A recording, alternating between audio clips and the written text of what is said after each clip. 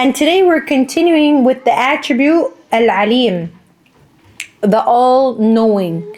And when we look at this name, we unlock a couple names. So when we unlock two names of Allah subhanahu wa ta'ala, every time we pray al-istikhara, and they are Al-Alim, Al-Qadir. So Imam Yasir from SoCal once asked a pastor who had read the Quran from cover to cover, "What stood out to you the most?" And the pastor replied, "How much God knows. How much He knows.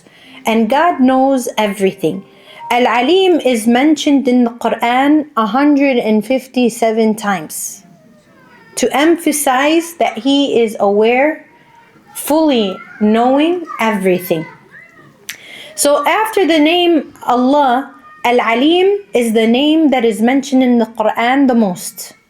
And in the Quran, in Surah Ar-Rum, Allah subhanahu wa ta'ala says, Allah is the one who created you from weakness, then made after weakness strength, then made after strength weakness, and white hair. He creates what He wills, and He is the knowing, the competent. He is Al-Alim, Al-Qadir. SubhanAllah, why is it important that we understand that He is the most knowing? Because no knowledge escapes Him. You know, our human capabilities, we're limited. But Allah subhanahu wa ta'ala is not limited. Allah knows everything from the beginning to the end, in between, and far ahead of it and far behind it. It's not just the basic knowledge that we actually see, subhanAllah. And even when you talk about this verse, the way He put the knowing and the competent, is that Allah subhanahu wa ta'ala here in this verse is talking about how Allah subhanahu wa ta'ala created us, and He knows what He created. And of that creation, you see one aspect of creation, how Allah subhanahu wa ta'ala creates us in weakness. Then after that weakness, He gives us strength, and after that strength, He gives us weakness. For those of us that attain an old age or an older age, you will see that this is fact, that Allah subhanahu wa ta'ala created us weak. What does that mean? That we're babies when we're created. We need assistance. We're vulnerable. We're weak. We need assistance to eat, to change, to bathe, to do everything, even to rock them to sleep, right? And as we get older, He exchanges that weakness to strength, and we become what? Independent. We're able to do everything on our own. We're able to eat and dress and change and shower and sleep, everything on our own, subhanAllah. And He gives us that strength intellectually, physically, and we even mature emotionally to go through what we go through, right? Then what happens with time, if Allah subhanahu wa ta'ala blesses us with that age, after that strength, you see that weakness again. So after you reach a level of strength, you'll see after a certain period of time, you will start to get weaker and weaker and weaker. So the things that used to be easy for us become difficult. Even eating with ease becomes difficult. Walking becomes challenging. Sleeping becomes irritable. Things like this happen all the time. So in that verse, Allah creates what He wills, and He is the one who is fully knowing and able to do what He wishes. Now, Al-Alim indicates the greatness, expertise, and the depth of knowledge. Yani, when we look at even a human, we talk about knowledge, we look at their credentials, right? We look at the level of knowledge that they have, or what certifications or degrees that they have, or experience that they have, and we base that knowledge on that. But subhanAllah, Allah subhanahu wa ta'ala is not limited like His creation. Allah is aware of everything, knowledgeable of everything. Now we could also take Al-Alim, which was mentioned in the Quran also so many times to get us to re-emphasize the knowledge that Allah subhanahu wa ta'ala knows, and not for us to be heedless in that. Allah is fully aware. In Surah Al-An'am, Allah subhanahu wa ta'ala also says, "And it is He who created the heavens and the earth in truth. And the day He says be, and it is. His word is the truth, and his is the dominion on the day the horn is blown, and he is the knower of the unseen and the witnessed, and he is the wise and acquainted. Al-Alim is the most basic form, and it refers to a professor of knowledge. A person that is knowledgeable is called an alim. Like when we actually break it down, when we talk about any scholar or informed person or knowledgeable person, we call that person an alim. And that refers more so the depth of the knowledge. It refers to how much knowledge that one carries and the depth of that knowledge. Al-Alim is always paired with Al-Ghaib, the unseen. So when you look at this concept, Allah is all-knowing. He is Al-Alim. He is the one who knows everything, but it's also paired many times with Al-Ghaib because He is even aware of the unseen. So when we compare the human, the creation to the Creator, Allah is not limited, but the creation is. So the creation does not know the unseen. The creation could only see what's in front of them, only knows what's introduced to them. They don't know anything else.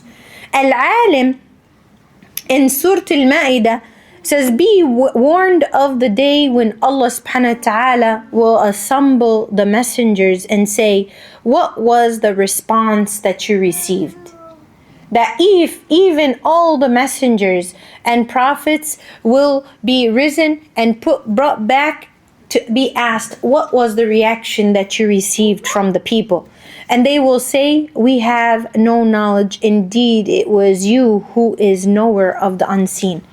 So messengers do their part, but do they understand all that they put forth? And are they able to inform or calculate or, be aware of everything that came after them?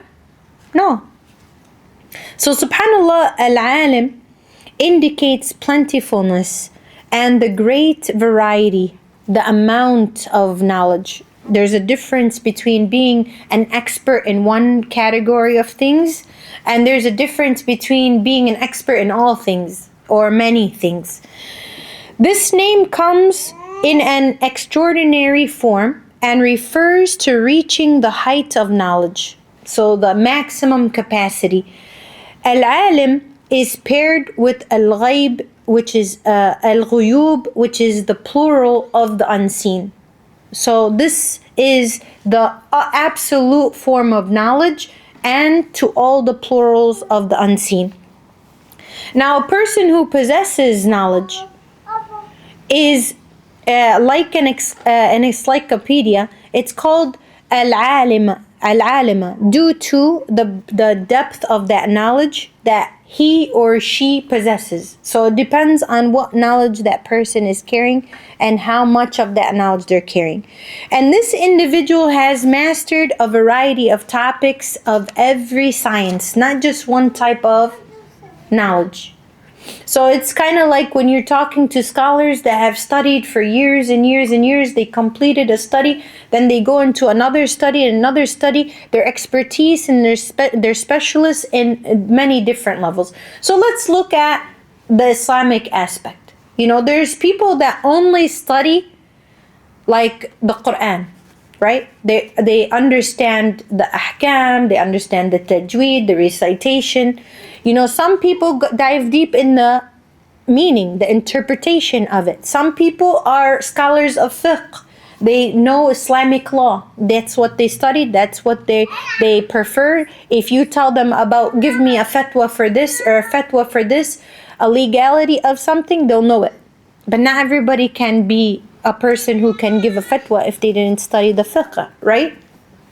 You have people that study the tafsir of a hadith, so they can break down Sahih Muslim, Sahih Bukhari. They understand the Qudsi hadith. They can break it down and they are mufassirin of the hadith. There's some in the sunnah of the Prophet Muhammad ﷺ. They study, their whole study is besides knowing little bits of everything, like a doctor when they study, they know a little general of everything. But then they go to what? their specialty. Their specialty.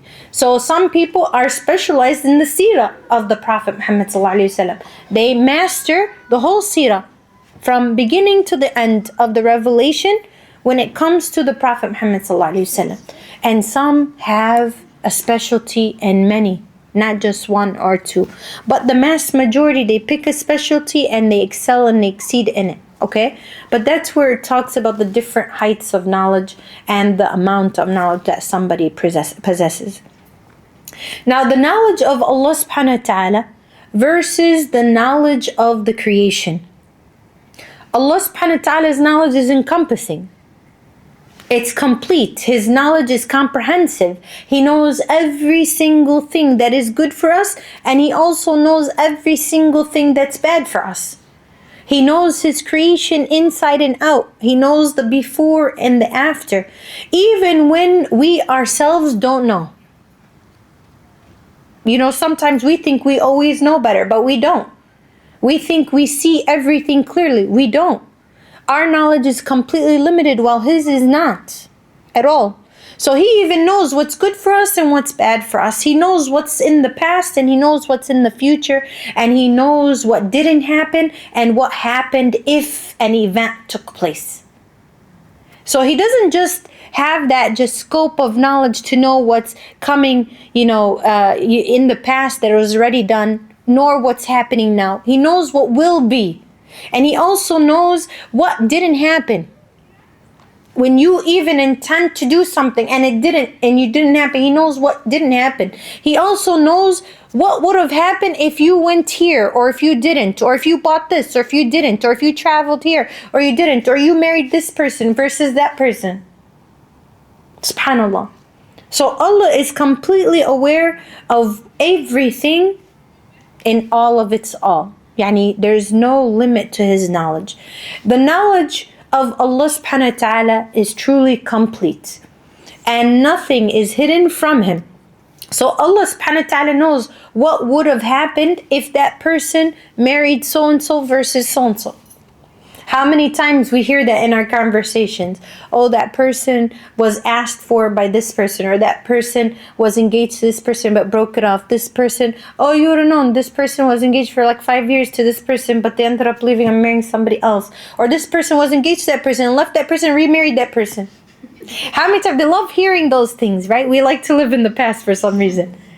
But the reality is, the truth is, Allah even knows if you did or you didn't, what would happen. If your parents never met, what would happen, right? If you were born a different gender, what would happen? If you had picked a different major, what would happen? Allah subhanahu wa ta'ala knows all the above. And He knows how our lives would turn out with the countless possibilities that are thrown in our way every moment. With every moment. In Surah Al-An'am, Allah subhanahu wa ta'ala says, and with Him are the keys of the unseen. With Him are the keys of the unseen. None knows them except for Him. He knows what is in the land and in the sea, and not a leaf falls, but He knows of it. And no grain is there within the darkness of the earth, and no moist or dry thing, but that it is written in a clear record. I want you to reflect on this verse a little bit.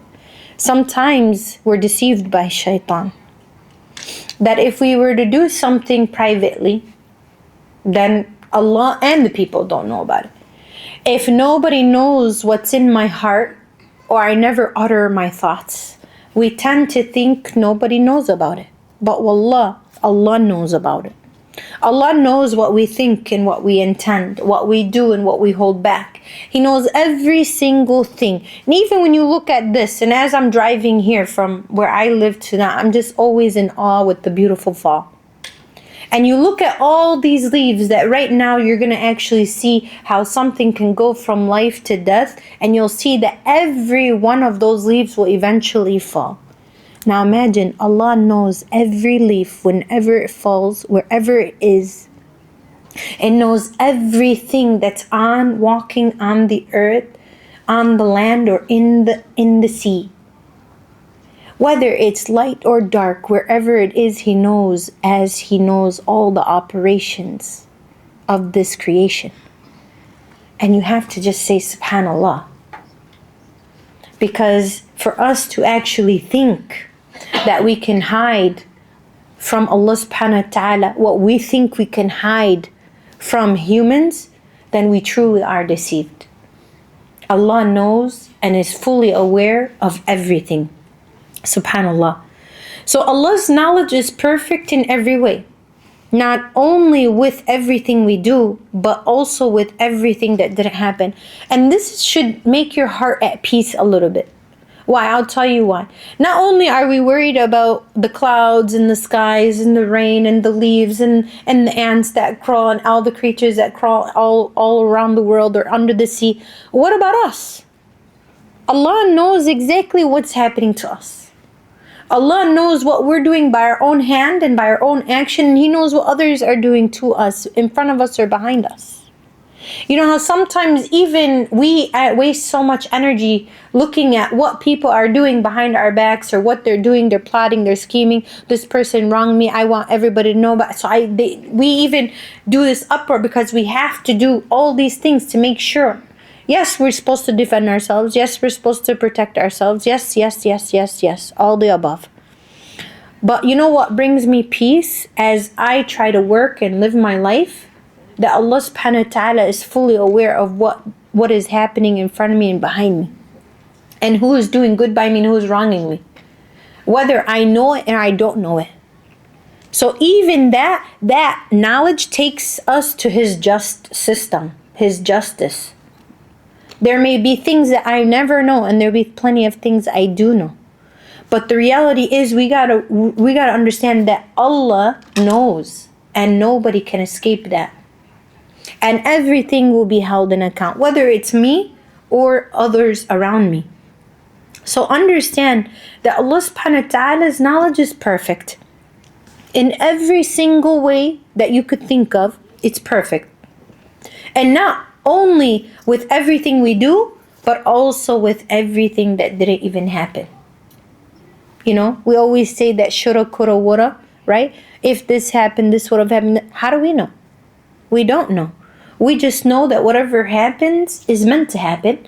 And we walk towards that, doing our best with what we can, with our power. But ultimately, Allah is fully aware of the things that are done and the things that didn't happen and would have been. Now, Allah subhanahu wa ta'ala is the one who teaches us what we do not know. We're in Surah Al-Baqarah. Allah subhanahu wa ta'ala says, and Allah said to the angels, inform me of the names of these if you are truthful. They said, exalted you are. We have no knowledge except what you have taught us. Indeed, it is you who is the knowing, the wise. And even when we look and compare the knowledge, and even the angels, as we know, they do not do anything without the permission of Allah subhanahu wa ta'ala.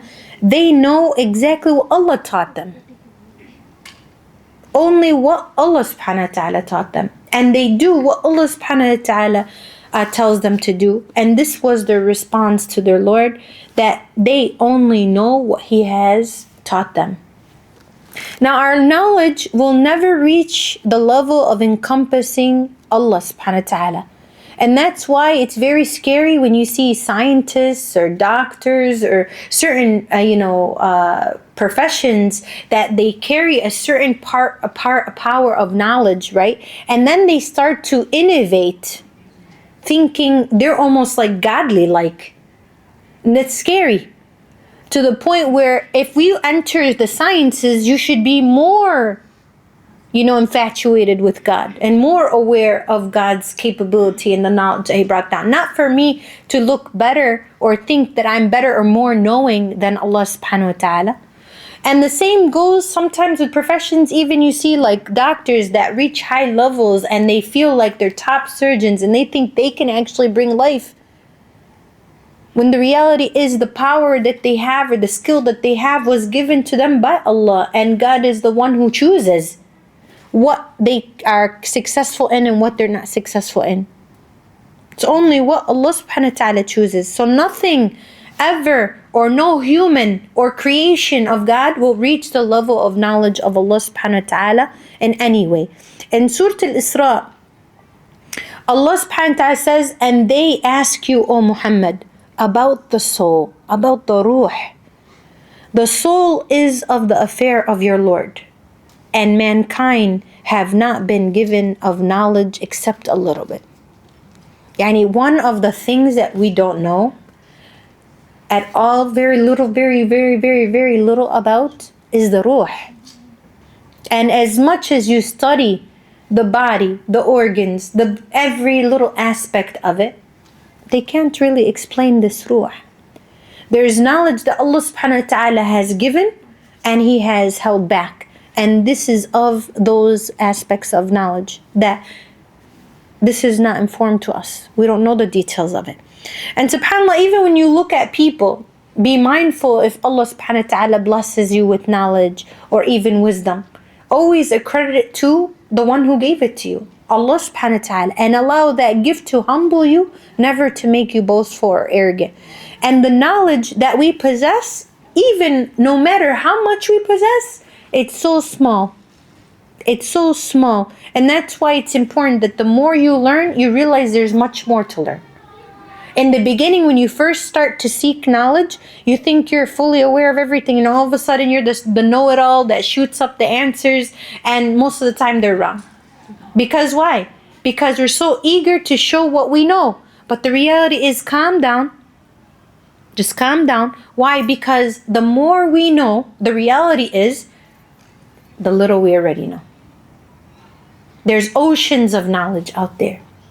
And if we are blessed to know something, it's a little. It's a little. So always humble yourself with the knowledge that you have, and always work your best to increase it, and allow that increasing of knowledge never to make you arrogant, to make you humble and understanding and merciful. Subhanallah.